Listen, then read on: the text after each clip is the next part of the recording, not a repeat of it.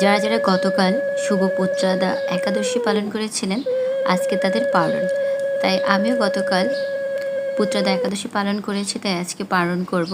আর পালনের সময় হলো সকাল 6:15 থেকে সকাল 7টা পর্যন্ত।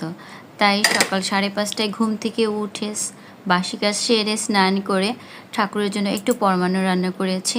আর বেশি কিছু আয়োজন করতে পারিনি, যেহেতু খুব কম সময় ছিল। তাই আমার ছোট্ট আয়োজন দিয়ে ঠাকুরকে ভোগ নিবেদন করলাম এবং ভগবানের কৃপায় নির্দিষ্ট সময়ের ভিতরে আমি পালন করতে পেরেছি। বাসায় সবাই ঘুমাচ্ছে, কারণ 7টার সময় এর আগে ঘুম থেকে উঠে না। আর আমাকে 7টার ভিতরে পালন করতে হবে, তাই আমি 5:30টায় উঠে বাসি কাজ সেরে স্নান করে পায়েস রান্না করলাম। মানে আজকে পরমান্ন শুধু দিচ্ছি, আজকে বেশি কিছু আয়োজন করতে পারিনি, আজকে পরমান্ন দিয়ে পালন করলাম। শুভ পুত্রদা একাদশী পালন সম্পন্ন হলো। সবাই ভালো থাকুন, সুস্থ থাকুন, নিরাপদে থাকুন। হরে কৃষ্ণ।